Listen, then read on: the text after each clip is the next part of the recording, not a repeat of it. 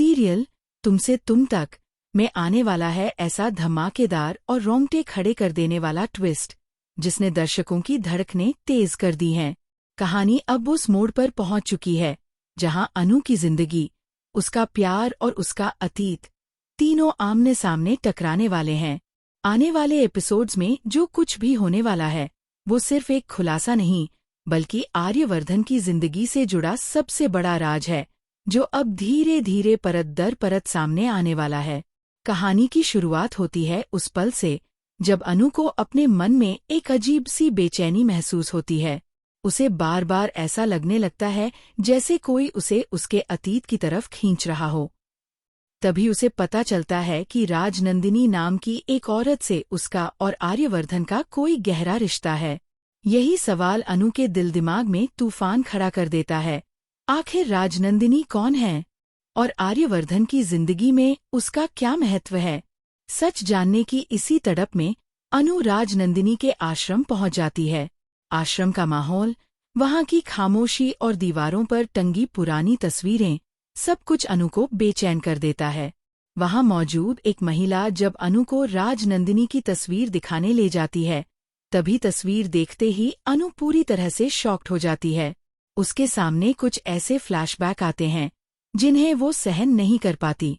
अचानक वहां आग लग जाती है और राजनंदिनी की तस्वीर जलकर राख हो जाती है, मानो सच खुद को छिपाने की कोशिश कर रहा हो।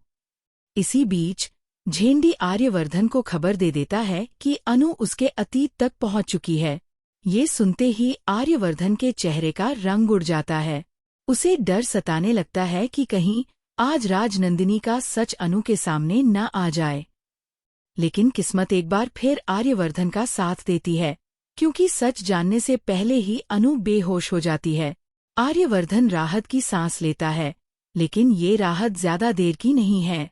अब कहानी में आता है राजनंदिनी सदन। आश्रम से आगे बढ़ते हुए अनु को बताया जाता है कि फरीदाबाद में राजनंदिनी सदन मौजूद है। सच की तलाश में अनु वहां पहुंच जाती है, लेकिन जैसे ही वो उस जगह पर कदम रखती है, उसे फिर से वही डरावने सपने और फ्लैशबैक सताने लगते हैं।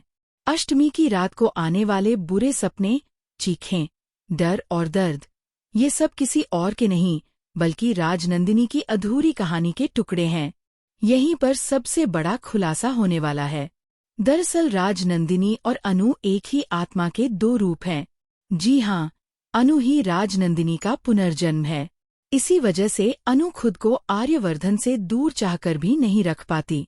उसकी आत्मा आर्यवर्धन की तरफ खिंचती चली जाती है, लेकिन इस खिंचाव के पीछे सिर्फ प्यार नहीं, बल्कि अधूरा बदला और अधूरा सच छुपा हुआ है। राजनंदिनी का अतीत बेहद दर्दनाक रहा है। कभी आर्य एक मामूली बस मैकेनिक हुआ करता था, लेकिन लालच और धोखे की वजह से उसने बहुत बड़ा घोटाला किया।